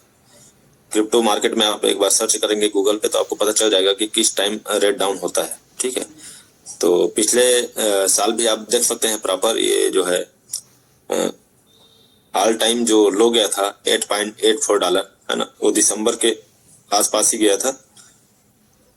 ठीक है, तो इस समय आपको घबराने का नहीं है। ठीक है, आप यहाँ देखिए लोग किस हद तक बाई कर रहे हैं। ठीक है, आप ये देखो $5,48,600, ठीक है, $44 का बाई किया। ठीक है, तो इसको कौन बाई किया पता है? जैसे आपको मैं बता रहा था, सिस्टम ने बाई किया है ऑटोमेटिक 97C4। ओके, ये किस लिए बाई किया है? आपके हमारे लिए, ताकि रेट को है कंट्रोल किया जा सके। लोगों को ये सब के बारे में पता नहीं रहता है। ठीक है, सिस्टम ऑटोमेटिक देखो इतना $1,00,000 का बाई किया है, $5,48,644 का। ठीक है, मतलब मोटा मोटा 5.5 करोड़ का ये बाई किया है अकेले सिस्टम ने, और उसको बर्न कर दिया है। ताकि देखो बर्न प्रेशर रहता है तो रेट क्या है, कंट्रोल होता है। ठीक है, सप्लाई को कम किया जाता है। तो ये मैकेनिज्म इसमें डाला गया है। ठीक है, जैसे यहाँ भी मैं इसको जाके प्रॉपर देखूंगा, तो एक्सप्लोरर पे जाके देखूंगा तो पूरा ब्लॉकचेन पे मेरे को दिखाएगा। ओके, एक मिनट, थोड़ा सा इसको बैक हो गया, या हम दोबारा से मैं ओपन करके दिखाता हूँ आपको। ये आपको वही एड्रेस को मैं कॉपी करके आपको वहां दिखाऊंगा। ठीक है, कैसे बर्न हो रहा है, आपको जैसे अभी दिखाया सेम वही है। ठीक है, इसको आप नोट कर लीजिए, इस एड्रेस को, इस कॉन्टेक्ट एड्रेस को, जो 97 ये जो दिख रहा है आपको 97C4, है ना, ये सिस्टम के द्वारा बनाया गया है। ठीक है, इसको जैसे कॉपी करेंगे, ठीक है, कहाँ गया जी,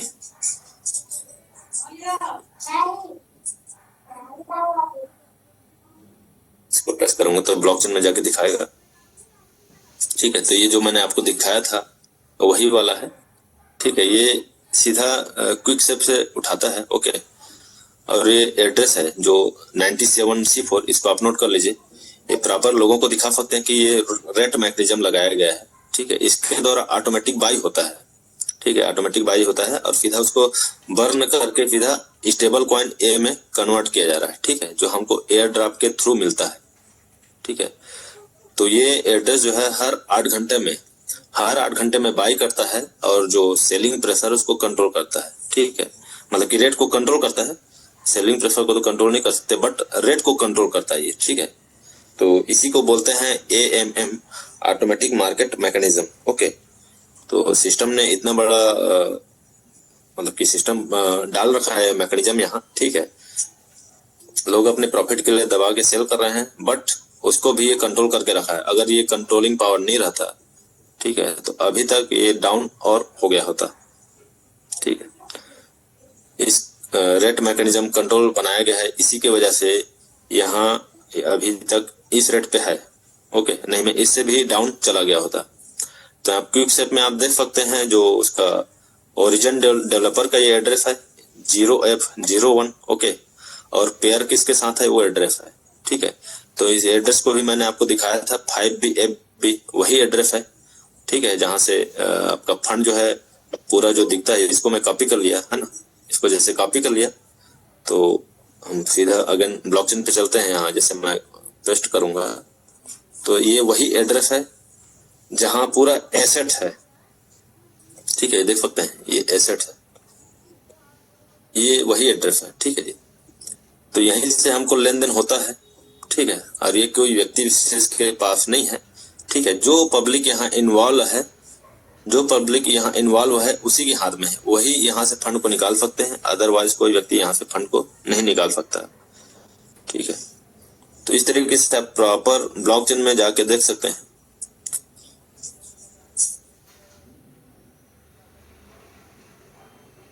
अभी हम आ जाते हैं वापस डेस्क टूल पे।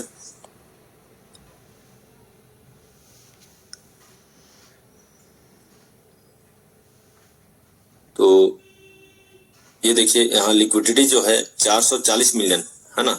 अगर इसको कैलकुलेट करेंगे तो जैसे वहां दिखाया था एग्जैक्ट वहां ऐसा नहीं रहेगा, थोड़ा बहुत कम ज्यादा रहता है, बट ये मोटा मोटा आपको जानकारी देता है कि भाई एग्जैक्ट यहाँ पास मतलब कि मोटा मोटा इतना इसके पास फंड है।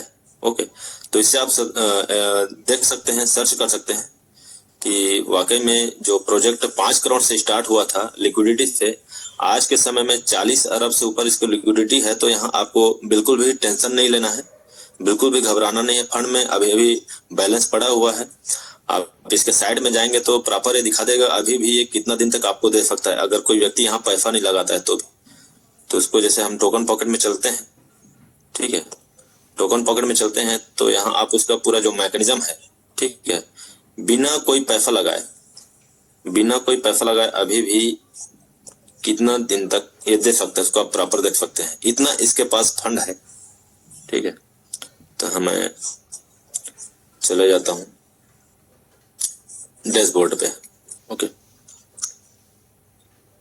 तो यहाँ जो मार्केट वैल्यू है और जो मार्केट कैप है यहाँ आप देख सकते हैं, यहाँ से कुछ कम ज्यादा वहां होता है। ओके, सैकड़ा, हजार, 10,000, लाख, 10 लाख, करोड़, 10 अरब, 5 अरब, 23 करोड़, ओके, 83 लाख, 52,998 इसका मार्केट वैल्यू। ठीक है, आप यहाँ नीचे देख सकते हैं इसका risk free value of treasury assets. ठीक है, मतलब कि बिना कोई पैसा लगाए भी ये आज के जो टुडे का ये बता रहा है एसेट्स इतना इसके पास अभी भी पड़ा हुआ है। एसेट मतलब क्या होता है, संपत्ति। ठीक है, इतना अभी भी इसके पास पड़ा हुआ है। आज का जो लिक्विडिटी ऑन बाय प्रोटोकॉल एलजेस्ट आई 99.99% टुडे का है ना।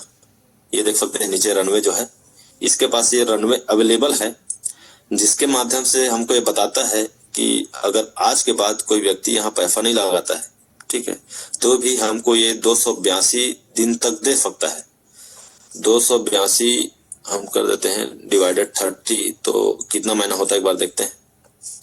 282 डिवाइडेड 30 करते हैं तो 9 महीने तक ये कंटिन्यू हमको बैठा के दे सकता है।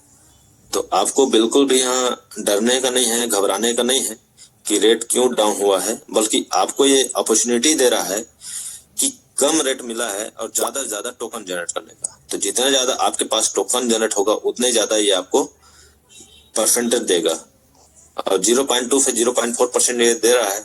इसको आप प्रॉपर यहाँ स्टेक में जाके देख सकते हैं API के थ्रू, है ना। तो APY मतलब एनुअल परसेंटेज यील्ड, ठीक है। यहाँ आप 0.2 से नीचे जाएगा नहीं, इतना आप ध्यान दीजिए। 20% से नीचे तो जाएगा ही नहीं, ठीक है। 0.20%, ओके। उससे नीचे नहीं जाएगा, तो आप बिल्कुल टेंशन फ्री रहिए, बेफिक्र होकर यहाँ काम कीजिए, ठीक है। अभी नेक्स्ट रिवर्स जैसे आ रहा है, यहाँ हर 8 घंटे में आएगा। यहाँ कोई पैसा नहीं लगा तो भी अब देखो मेरा 8वें घंटे में कितना आएगा, 4.8360 एलजीनेस, ठीक है। तो हमको घबराने का नहीं, यहाँ तो कंटिन्यू आपको हर 8 घंटे में दे रहा है ना, तो रेट डाउन हो उससे कोई फर्क नहीं पड़ता, ओके।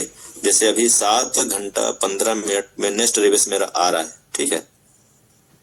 रेट चाहे जो भी हो, $5 आ जाए कोई दिक्कत नहीं है, टेंशन नहीं लेगा नहीं। आपको हर 8 घंटे में यहाँ 0.2% से 0.4% के बीच में आएगा ही, जो ROI है, ओके जी।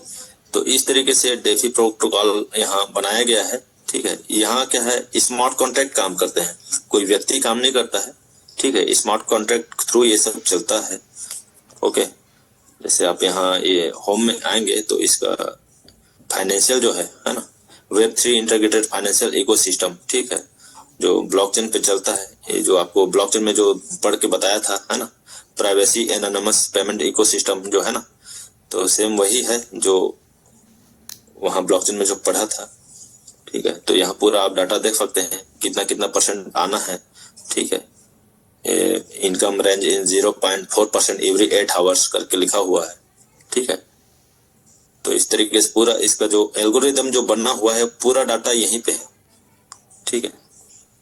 बॉन्ड मैकेनिज्म बना हुआ है, जैसे LIC में हम लोग लेते हैं ना, तो वहाँ बॉन्ड मैकेनिज्म रहता है, बॉन्ड पेपर थमा देता है कि इतना दिन तक आपको नहीं मिलेगा पैसा आपका, है ना, उनके पास लॉक रहता है। तो यहाँ भी बॉन्ड मैकेनिज्म उसी तरीके से बना गया है। ये भी फाइनेंशियल सेक्टर है, ठीक है। जैसे आपका बैंकिंग सेक्टर, LIC सेक्टर एक फाइनेंशियल सेक्टर है, ओके। तो उसी तरीके से भी फाइनेंशियल सेक्टर है, जहां आपको बॉन्ड का यूज करके आपको कम रेट में मिल सकता है। अब कैसे मिल सकता है, तो यहाँ बॉन्ड का मैकेनिज्म लगा हुआ है। जैसे आप जाएंगे यहाँ बॉन्ड पे, LP बॉन्ड पे, ओके, LP बॉन्ड पे आते हैं, तो यहाँ आपको बॉन्ड के थ्रू क्यों लेना चाहिए हमको, क्योंकि यहाँ हमको ROI कम मतलब कि ज्यादा मिलता है वहाँ, ठीक है। जैसे रेट ऑफ इंटरेस्ट यहाँ हमको कितना में मिल रहा है सर, अभी जो एलजीनेस है लाइव रेट है 8.67, है ना, लेकिन हमको जब 600 दिन का हम जो बॉन्ड के थ्रू लेते हैं, तो यहाँ हमको 24.24% हमको छूट मिल रहा है, ओके। इतना हमको छूट मिल रहा है, इसलिए इसका जो रेट है सर $6.97 एक टोकन पड़ रहा है यहाँ, ओके। तो इस तरीके से फाइनेंशियल सेक्टर में ये बनाया गया है। जैसे आपको मैं वही बताया जो LIC सेक्टर में रहता है, बॉन्ड आपको थमा देता है, उसी तरीके से यहाँ बॉन्ड के थ्रू आप ले सकते हैं। 600 दिन में आपको ज्यादा मिलेगा, ओके। उससे नीचे आते हैं तो 360 दिन में है, तो यहाँ आपको कुछ कम मिलेगा, ठीक है। मतलब कि ROI जो है 7.07%, मतलब इतना % ही आपको यहाँ से डिस्काउंट मिलेगा। तो सबसे ज्यादा जो डिस्काउंट मिल रहा है सर, वो नया जो स्मार्ट कॉन्ट्रैक्ट डाला गया है आज के समय में, जो 600 दिन वाला है, वो सबसे बेस्ट है। अभी के समय में आपको कम पैसे में ज्यादा टोकन मिलेंगे, प्लस आपको उसका जो इंटरेस्ट और मूलधन दोनों रिलीज होते जाएंगे हर 8 घंटे में, ओके। तो इस तरीके से इसको बनाया गया है डेफी प्रोजेक्ट को, ठीक है। बाकी सब चीज तो आप जानते हैं। ये जो डाओ है, ठीक है, एक मिनट, डाओ वोटिंग जो बता रहा था मैं, डिसेंट्रलाइज ऑटोनोमस द्वारा जो बनाया गया था, ओके। यहाँ वोटिंग सिस्टम होता है, जैसे हम लोग सेंट्रलाइज डिसेंट्रलाइज में डिफाइन कर रहे थे, तो जब डिसेंट्रलाइज में हम आए तो वहाँ क्या है, डाओ के द्वारा बनाया जाता है सिस्टम को। तो डाओ का फुल फॉर्म होता है डिसेंट्रलाइज ऑटोनोमस ऑर्गेनाइजेशन। तो जितने भी डाओ कम्युनिटी है उनके द्वारा वोटिंग किया जाता है, ठीक है। वोटिंग किया जाता है, तब जाके इसमें आगे क्या लाना है, क्या सिस्टम प्रपोजल उसमें टाइप रहता है ना, उसको लाया जाता है स्मार्ट कॉन्ट्रैक्ट को, उसके थ्रू ये चलाते हैं, ठीक है जी। तो ये है आपका फुल्ली डेफी प्रोजेक्ट जो कि डाओ द्वारा बनाया गया है, ठीक है। इसमें कोई एक व्यक्ति का सहमति नहीं होता है, जैसे सेंट्रलाइज प्रोजेक्टों में कोई एक व्यक्ति का ही रहता है, रूल्स रेगुलेशन रहता है ना, कि मेरे को इतना % इसको देना है, इतना % इसको देना है, उसके द्वारा ही होता है।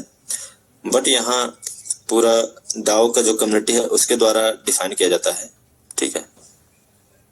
तो इस तरीके से इस प्रोजेक्ट को बनाया गया है, ठीक है। आप 600 दिन का भी जो डाला गया है प्रपोजल डिटेल प्रोडक्ट जो है 600 दिन का है ना लॉन्ग टर्म बॉन्ड, इसको आप प्रॉपर यहाँ से देख सकते हैं, स्क्रीनशॉट भी मार सकते हैं। ठीक है, किस तरीके से काम करता है। तो अभी हमारे पास बेस्ट मौका है कि 600 दिन वाला ही हम लें और स्टेक करें।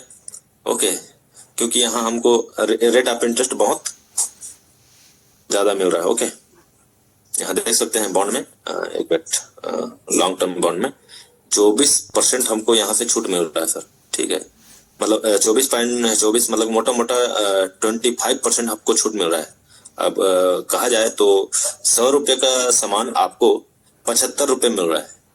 तो सोचो ऐसे जगह को कौन छोड़ेगा, समझ रहे हो। जब प्रॉफिट मिल रहा है तो लीजिए, है ना। उसके लिए टेंशन फ्री रहिए कि आज रेट डाउन है तो हम सेल करते हैं, है ना। ऐसा बिल्कुल मत सोचिए, क्योंकि ये जो है रेट का नहीं है, ये सिस्टम जो है कंपाउंडिंग का है। और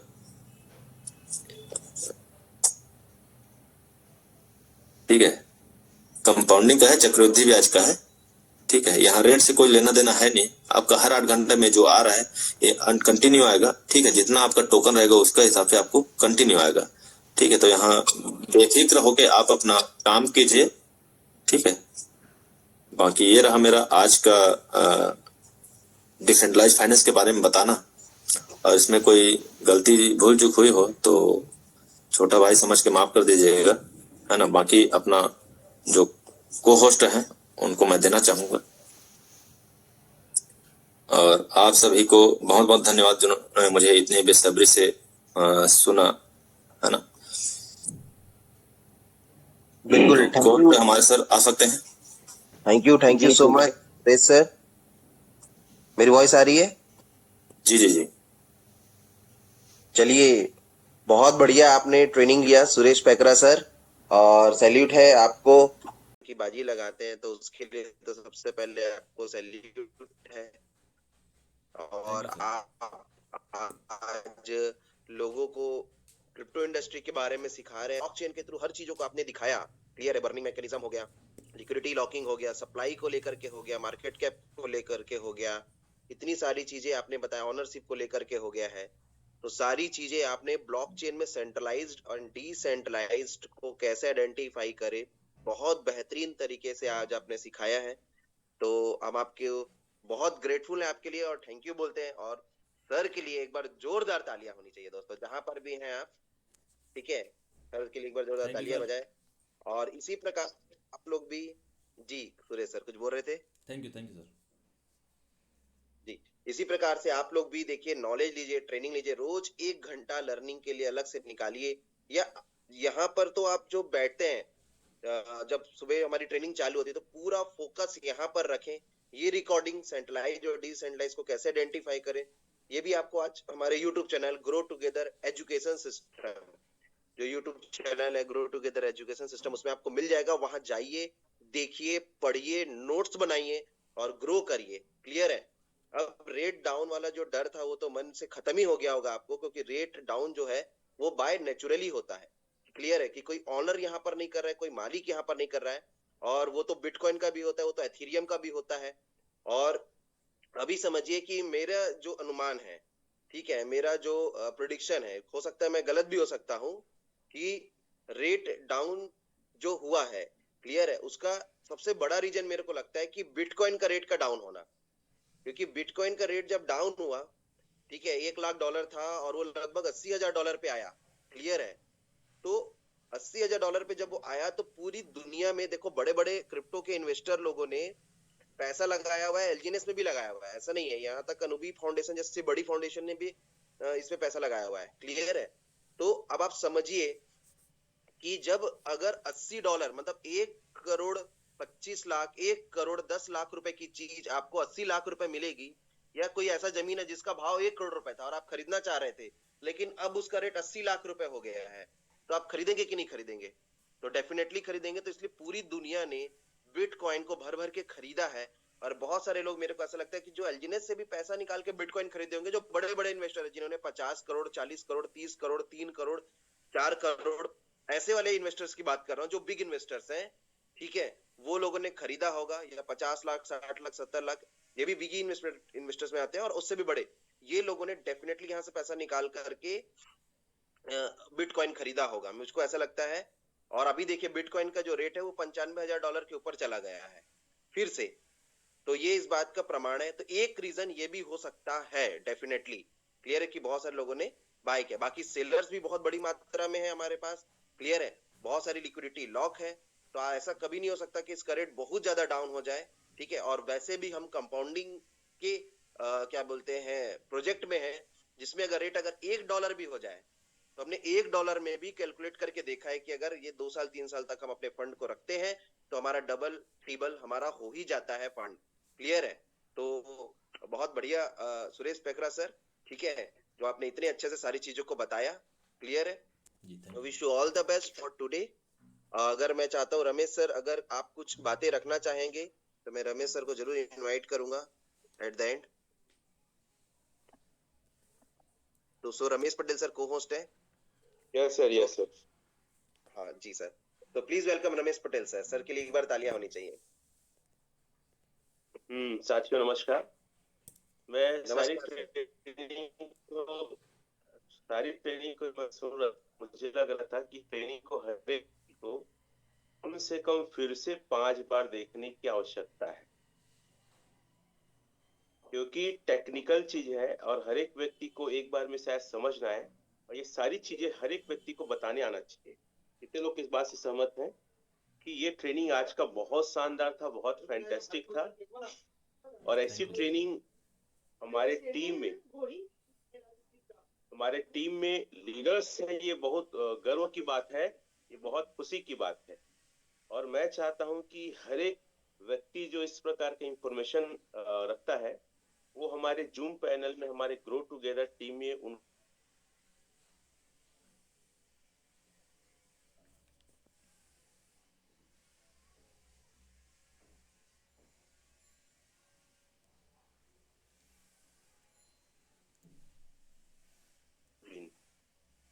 तो बहुत बहुत धन्यवाद सर। आपने बहुत ही बारीकी से ब्लॉकचेन में, और बहुत सारे लोगों को डाउट्स था, चाहे वो नल एड्रेस को लेकर हो, चाहे ऑटोमेटिक मार्केट मैकेनिज्म को लेकर हो, चाहे अकॉर्डिंग टू रेट को लेकर हो, या अलग अलग प्लेटफॉर्म, अलग अलग डेस्क में जो अलग अलग प्रकार के चीजें डिस्प्ले होती है, जबकि वास्तव में ऑथेंटिक चीज हम ब्लॉकचेन में चेक कर सकते हैं।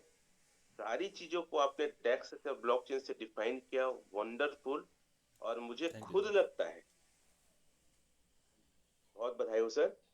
जी जी थैंक यू। और मुझे खुद लगता है कि ऐसी ट्रेनिंग को हर एक आदमी को, फिर से कहूंगा, 5 बार देखने की आवश्यकता है।